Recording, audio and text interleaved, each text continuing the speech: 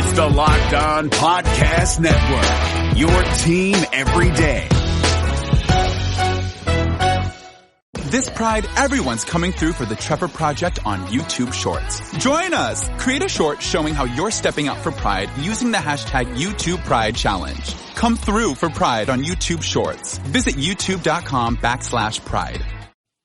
All right, ladies and gentlemen, you are Locked On Falcons. I'm your host, Aaron Freeman, and today is an Analytics Tuesday. We'll be looking at the PFF grades from the Falcons' Week 14 win over the Carolina Panthers, talking about Matt Ryan's performance, as well as what we got from his supporting cast with the blocking up front and those weapons. You are Locked On Falcons, your daily Atlanta Falcons podcast.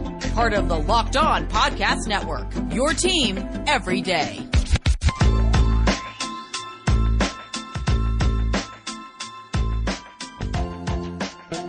So guys, you know me, I'm Aaron Freeman, been covering the Falcons for many years, formerly at falcfans.com, RIP. Still going strong on Twitter at FalcFans, writing weekly content over at the Falcoholic, the SB Nation website for the Atlanta Falcons, and of course the host of this preeminent Locked On Falcons podcast, your daily Atlanta Falcons podcast, right here on the Locked On Podcast Network. And today's episode, we are going to piggyback off of what we did last week. Instead of having a guest come on and talk about this Week 14 matchup, we're going to do an Analytics Tuesday. We're going to look at the PFF grades from the Falcons' Week 14 win over the Carolina Panthers, talk a little bit about some of the missed opportunities from quarterback Matt Ryan and how that sort of skewed initial perception of his performance, and maybe he was a little bit better than we initially gave credit for. We'll talk about the offensive line grades from three prominent players, including Caleb McGarry, Chris Lindstrom, and talk a little bit about whether Jalen Mayfield has sort of turned a corner as a blocker based off of his grades in Week 14.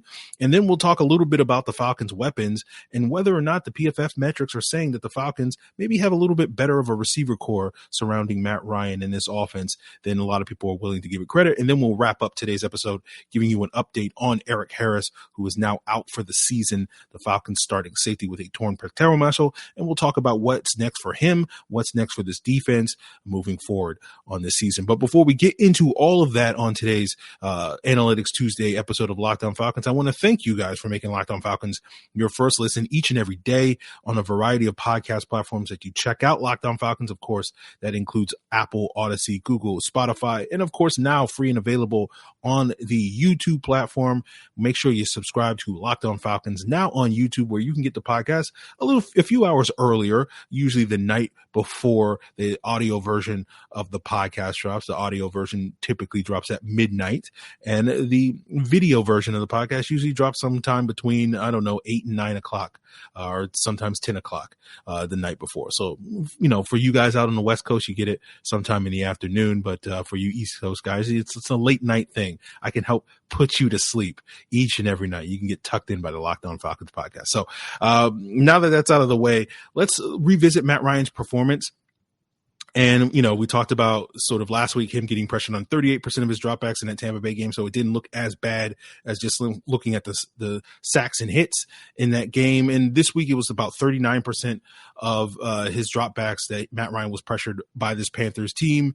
Matt Ryan had a 47 grade according to PFF while under pressure, which is not great, but pretty typical when you look across the league. This is why pressure matters, because typically quarterbacks, at least based off PFF's grades, are typically being graded in the 40s and 50s on average when they're under pressure. Obviously, you have some players that are being graded much lower than that, and players that are being graded much higher than that. But, in terms of the bell curve, it's usually in that 40 range, and Matt Ryan sort of fits in there.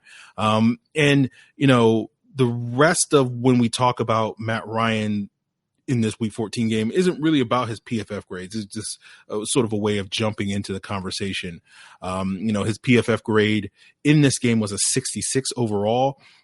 Got a little bit of a bump by a 71 run grade thanks to those two quarterback sneaks. But the 66 is the best grade that Matt Ryan has had as a passer or overall since Week 9 against the Saints. And Marks is tied with the Week 2 game against Tampa Bay, where he had a 65.9 or a 66 as the fifth best graded game of his 2021 season. And earlier on Monday, I rewatched the television copy of the game, and obviously I'll watch the film on Tuesday, but I wanted to watch the offense and really focus on the offensive line play, as well as Matt Ryan's performance. And I do think he deserves a little bit more credit than I initially gave him in my rapid reaction on yesterday, where I kind of said it was a middling performance. I still probably would grade it out as probably a C+, particularly in comparison to Matt Ryan's overall body of work when we go back, the last 13 plus years. But certainly I think relative to what we have seen, and that was reflected in his PFF grade, relative to what we have seen in this 2021 season, it was one of his better performances. I would still sort of fit it into the category of, we have 4 good games of Matt Ryan and 9 sort of meh games. It's still in the meh category, but it's at the upper level of the meh. And so one of the things that, looking back at the game, it was really basically 2 plays that I think really made the difference in terms of Matt Ryan not necessarily looking as good, in sort of 2 throws that he kind of left on the field, 2 potential touchdowns that he potentially left on the field, that if he makes those plays, we're having a much more positive, conversation about how well Matt Ryan played in this Carolina game, than we currently are. And the first one was that underthrown deep ball to Tajay Sharp to start the third quarter, where they dialed up a shot play and Matt Ryan basically underthrew Sharp on where he was wide open on that play and potentially could have scored a touchdown on that play had Matt Ryan hit him in stride on that play. And so that was a touchdown that took some points off the board. The Falcons did eventually settle for a field goal on that drive, but that's 7 points instead of 3. And then the other one was in the second quarter when the Falcons were in the red zone and the Panthers dialed up a cover 0 blitz on third down, and Matt Ryan wound up throwing a screen into traffic and it was incomplete. And that was probably a play where he should have thrown to Olamide Zaccheaus, who was wide open over the middle. And that could have been potentially a walk-in touchdown, given the Falcons had run sort of a pick play. I want to say it was Kyle Pitts that sort of ran a rub route, sort of picking the guy covering him, and so Zaccheaus was wide open on a drag route over the middle. And that was a play I think Matt Ryan could have made. We'll see what the film sort of says, but watching the television copy, it looked like where the blitz was coming from with that cover 0 blitz, there was nobody in the middle of the Panthers defense to cover that sort of crossing route from Zaccheaus, and that blitz was coming exactly where Zaccheaus was going to wind up.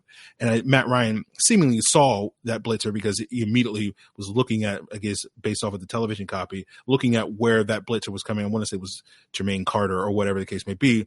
And had he just kind of floated the ball over that guy's head to where Zaccheaus would have been, it would have been a great throw and great anticipation and all that various thing. And Zaccheaus would have had the potential to walk in for a touchdown. So those 2 plays, obviously the Falcons wound up settling for a field goal because of that missed third down conversion. So again, that's another 4 points.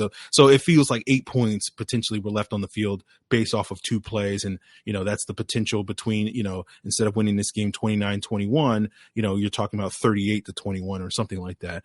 They probably wouldn't have gone for 2 later on after that Hayden Hurst touchdown, had they scored touchdowns on those 2 drives that we're talking about. So certainly a solid performance, relatively speaking, for Matt Ryan, and certainly deserves probably a little bit more credit than initially given.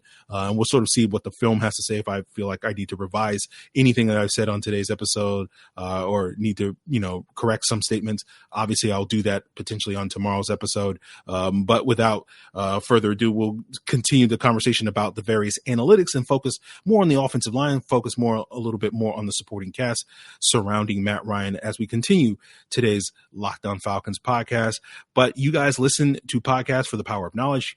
You switch to Boost Mobile for the power of saving money, because with Boost, you get the power of a free 5G phone so that you can listen to all the latest episodes of the Locked On Falcons podcast, and the power of 3 unlimited data lines for $30 a month per line so that your family can harness all that brain power too, and the power of one of America's largest 5G networks so you can do it all at the speed of 5G with all that money that you'll be saving and all that knowledge that you'll be gaining. Just how powerful will you become? Switch to Boost Mobile and find out. Get a free Samsung Galaxy A32 5G when you switch to one of America's largest 5G networks. More power to save. Boost Mobile. Free phone limited to new customers and 1 per line. Additional restrictions apply. Offers and coverage not available everywhere for all phones and networks. See boostmobile.com for details. Super Bowl 56 at SoFi is less than 100 days away, and On Location, the official hospitality partner of the NFL, is the only place to score a once-in-a-lifetime Super Bowl ticket and experience package. Select your exact seats and choose from elite experiences featuring an exclusive pregame celebration with NFL legends, 5-star LA hotels, and food by the great Wolfgang Puck. Visit onlocationexp.com/ SB56 for more information, or search Super Bowl On Location. That's onlocationexp.com/SB56, or search Super Bowl On Location for more information. So we're talking about the Falcons offensive line grades from this Week 14 game, and we're focusing on 3 players. That means we got to revisit Caleb McGarry Island. We're going to visit Jalen Mayfield Island. And we'll talk a little bit about Chris Lindstrom, because Chris Lindstrom had another rough game. But first on Caleb McGarry, he did earn a 91, which is an elite run blocking grade from PFF. He did only have a 32 pass blocking grade.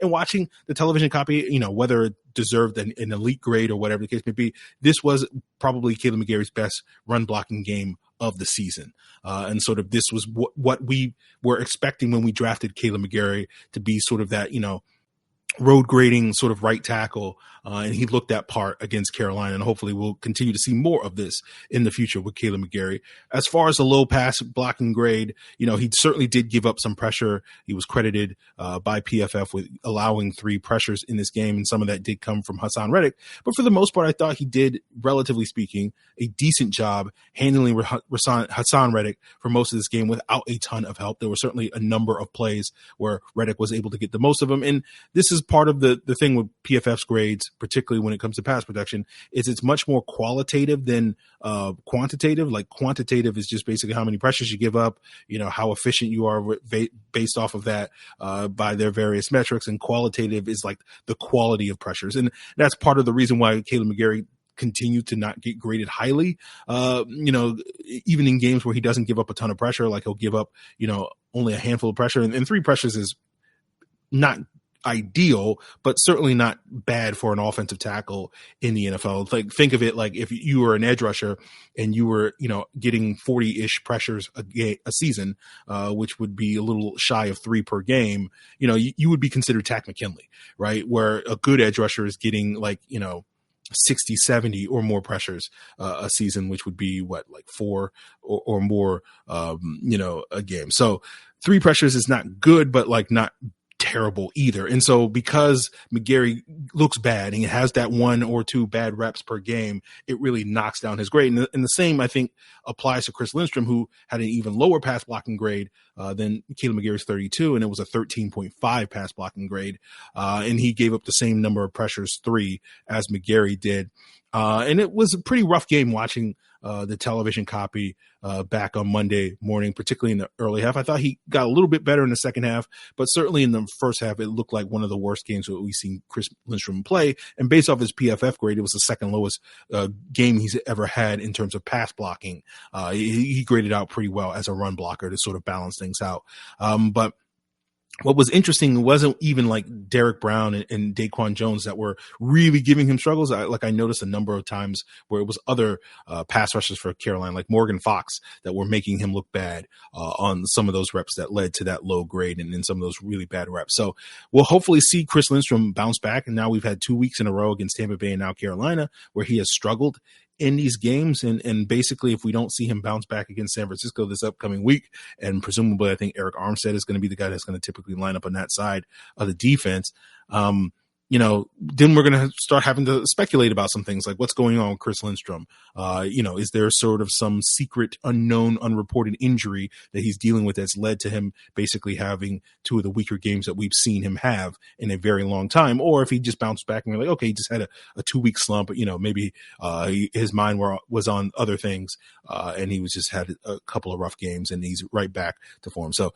we'll sort of see about that. We'll talk a little bit about Jalen Mayfield, who had his best day, the polar opposite of Chris Lindstrom day, or at least on this particular Sunday, which was his best day to date as a pass protector. He was not credited with giving up 0 pressures. And watching the game again, I certainly think PFF, was correct in that assessment.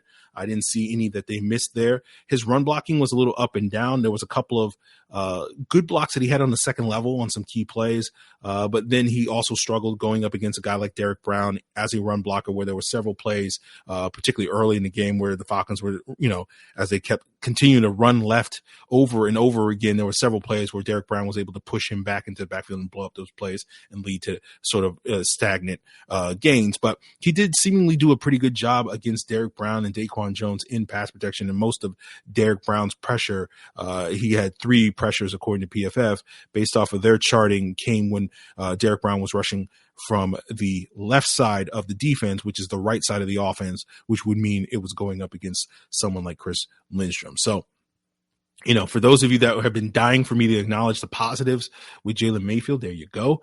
Do I think this game means he's necessarily turned a corner? Nah, I would pump the brakes on that. I want to wait and see.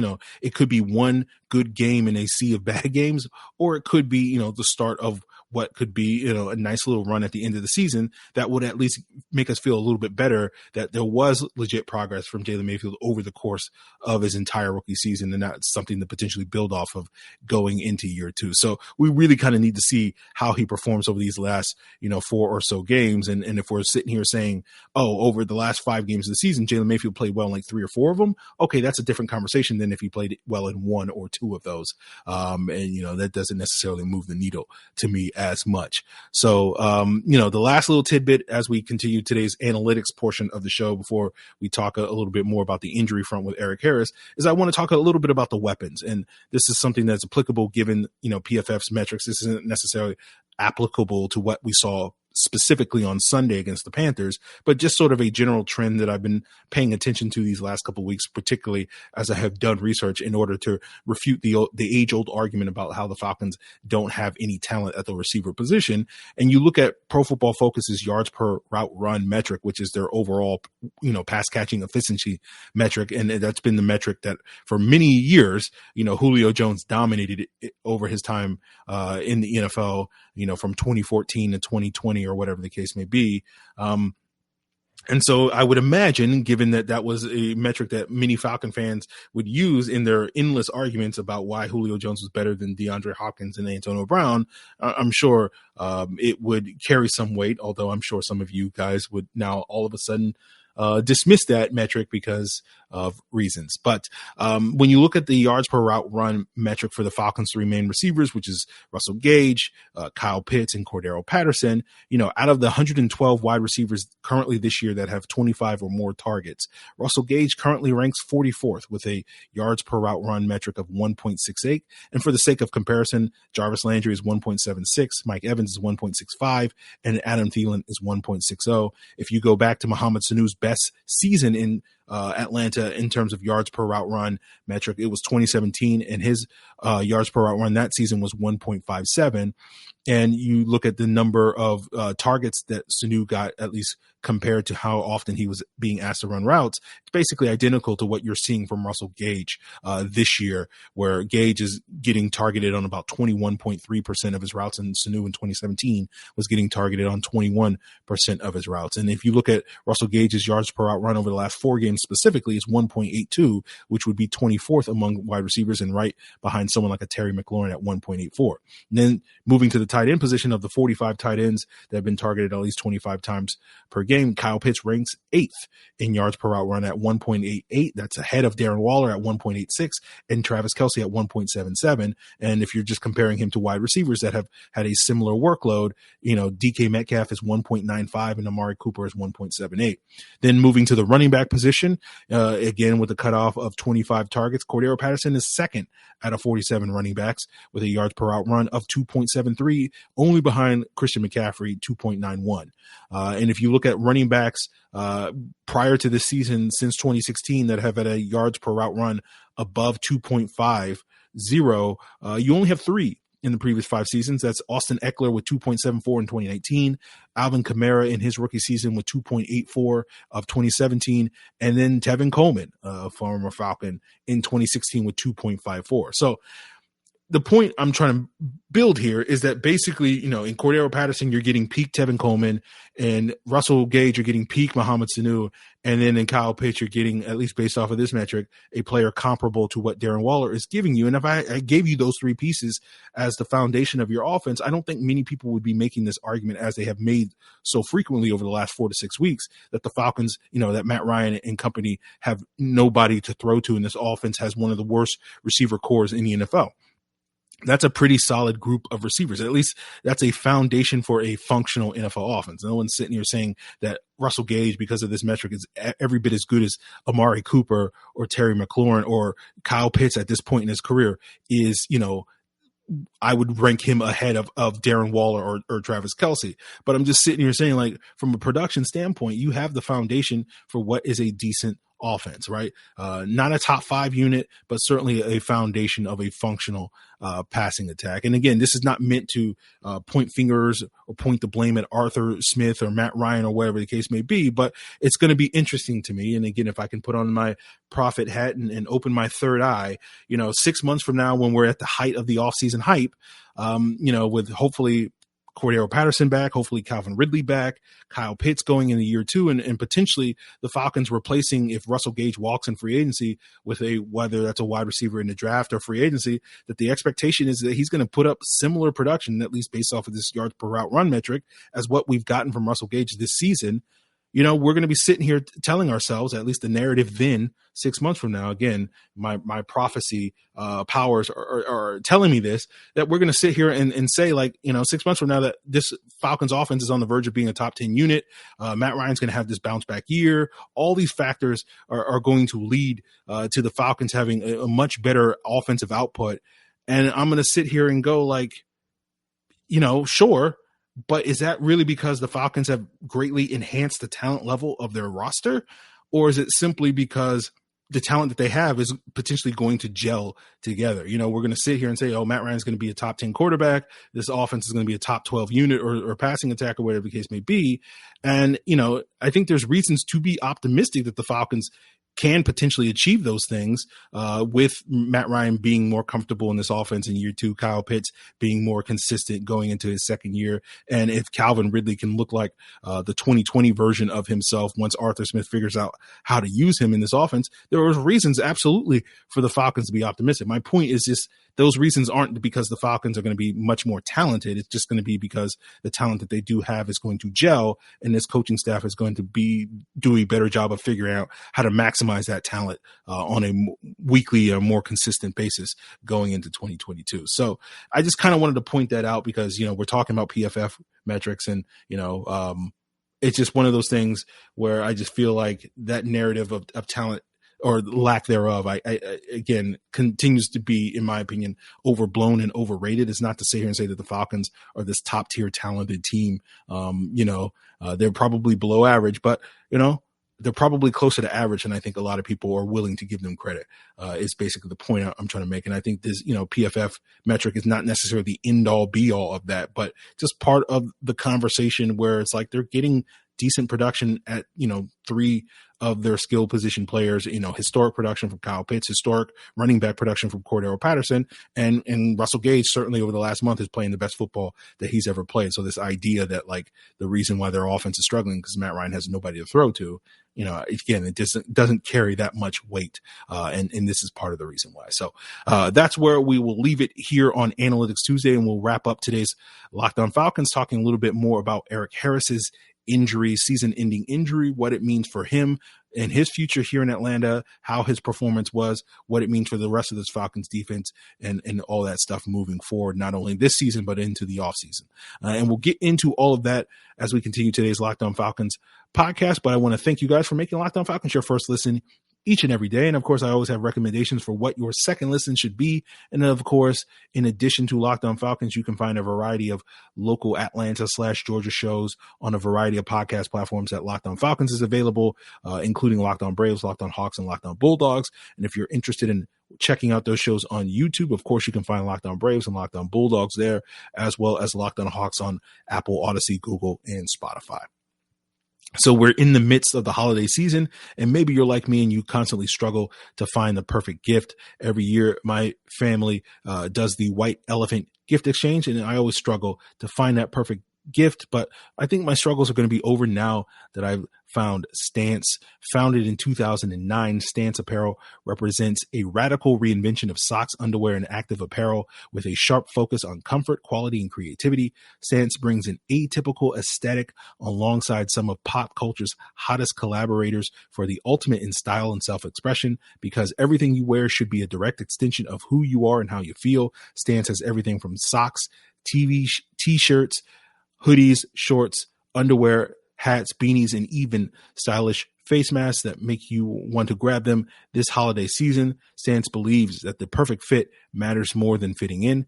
Those that feel good, do good. So go see for yourself by going to stance.com, and you can get 15% off your first purchase by using the promo code LOCKEDON at checkout. Again, that's promo code LOCKEDON at stance.com, so you can enjoy the color and comfort of a life less ordinary this holiday season.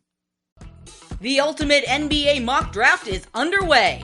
The Ultimate NBA Mock Draft has every pick from the local experts of the Locked On Network.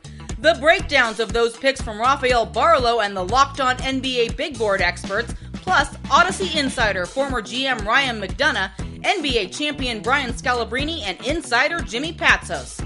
The Ultimate NBA Mock Draft is a 5-episode journey through the NBA Draft. Search Ultimate NBA Mock Draft and listen today. So we're talking about Eric Harris being done for the season. It was announced by Ian Rappaport, was the first person I saw have it.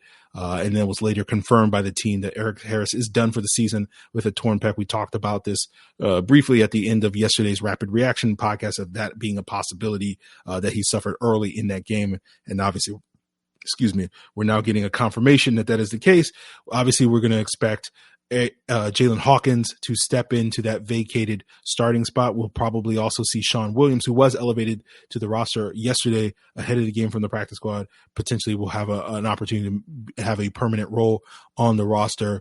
And we'll see what those guys, offer now that they're going to have increased reps. We've been talking for several weeks now, going back to that with the London game and Miami game, where Jalen Hawkins played really well and had interceptions in the game. What we would see from this defense if we got to see more of Jalen Hawkins. Unfortunately, injury kind of derailed that moving forward, but now he's going to have that opportunity due to Harris's absence, and we'll see what we get from Sean Harris as well. People forget that Sean Harris did wind up being a functional starter for the Bengals for the better part of 4 years. And so when we talk about Eric Harris, I have a lot of respect for Eric Harris. I certainly was down on Eric Harris and the potential for him starting when it became increasingly clear over the summer that Eric Harris was going to win the starting safety spot instead of Richie Grant. I was like, oh no, this is a horrible sign that this defense is going to be terrible if Eric Harris is garnering significant snaps, because Eric Harris has only really started on bad defenses. And we saw that the two previous years with the Raiders in the case. And to be fair, the Falcons don't have a great defense. So the fact that Eric Harris was starting for them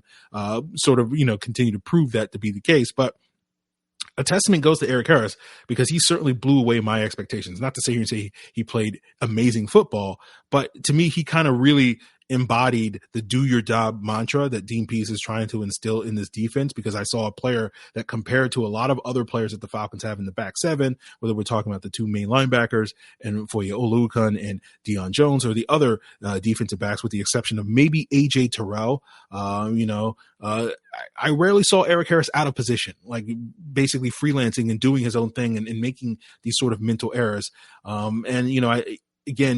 Whether he was the guy that you really wanted matching up in the slot against certain receivers, which he was asked to do for a couple of weeks there after Isaiah Oliver's injury, whether it was being asked to cover tight ends like Gronk and others, and while guys like Gronk and Hunter Henry got the better of him, it wasn't like he was completely out of position. He was out there contesting several of those throws. The only real knock on Eric Harris that I had this season was, inconsistent tackling. And we saw that on display in that Dallas game and in that New England game, where he got, trucked a couple of times by those running backs in those games. And so that was probably the only knock. But I think overall, in terms of basically being that guy, that do everything guy that was being asked to wear multiple hats in this defense, I thought Eric Harris stepped up in a major way. And I certainly think is in a position that when he becomes a free agent after the season, coming off of this injury, should be offered a contract to come back. Now, not expecting him nor do I'm sitting here advocating that Eric Harris should be expected to start next year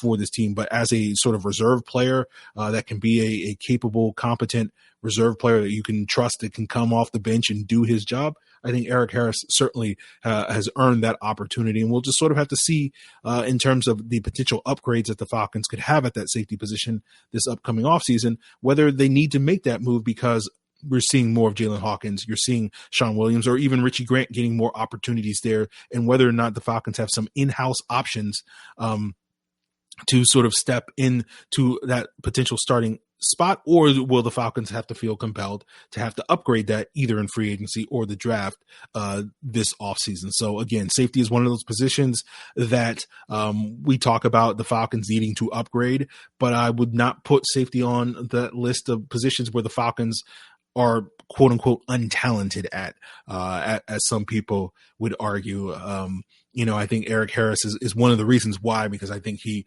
again, while his ceiling may not be as high as what you would ideally want in this scheme, I certainly think he was a player that, relatively speaking, was outperforming a lot of expectations. And as I said, certainly my expectations, given how low they were going into the season. So we'll just sort of have to see what the rest of the season brings as far as the safety positions and how that informs what the Falcons will potentially do this offseason. So unfortunately for Eric Harris, his 2021 season is over, but hopefully, as I've explained already on today's episode, hopefully it's not the end of his time in Atlanta, because I certainly think he can add some value to this defense and potentially on special teams next year if he's not starting on defense. So we'll see what happens with that. But there you guys have it on another Analytics Tuesday. Of course, tomorrow we will be answering your listener questions as well as breaking down the film. There's not anything specifically that I'm going to be focused on when I watch the film. If something jumps out to me, we'll talk about it. But this is also an opportunity for you guys to get some of your questions answered. I know I still probably have a couple of questions I didn't answer for last week that I might try to get to some of those on tomorrow's episode. But, the first come, first serve type of mentality. So if you get your questions in sooner versus later, you have an opportunity to get those questions answered on tomorrow's, all 22 review and Q&A episode. And of course, if you want to send in your questions, of course, you can do so on Twitter at Locked On Falcons, on Facebook at Locked On Falcons. You can send an email to lockedonfalcons@mail.com, or of course, you can post a comment here on the Locked On Falcons YouTube page. And before we duck out of here, guys, I want to let you guys know about the Locked On Bets podcast. Of course, if you're out here trying to make a little bit of extra cash in this holiday season that you can then spend or at least hoard until next year, Locked On Bets is your best avenue here on the Locked On Podcast Network, where handicapping expert Lee Sterling is joined every day by host your boy Q, and Lee's giving you his daily picks, his blowout specials, and of course his lock of the day that's going to make you a little bit extra cash. As I've said several times now on the podcast over the last several weeks, Lee has been killing it this year. So if you've been following his advice, you've been making quite a bit of moolah. So for the rest of you that aren't subscribed to Locked On Bets, make sure you subscribe so that you can get in on that action. And of course, Locked On Bets is free and available on all the same podcast platforms that you can find Locked On Falcons. So guys, there you have it here for another Analytics Tuesday on Locked On Falcons. We'll be back tomorrow with a all 22 review and Q&A/mailbag. Appreciate you guys for tuning in. Till then.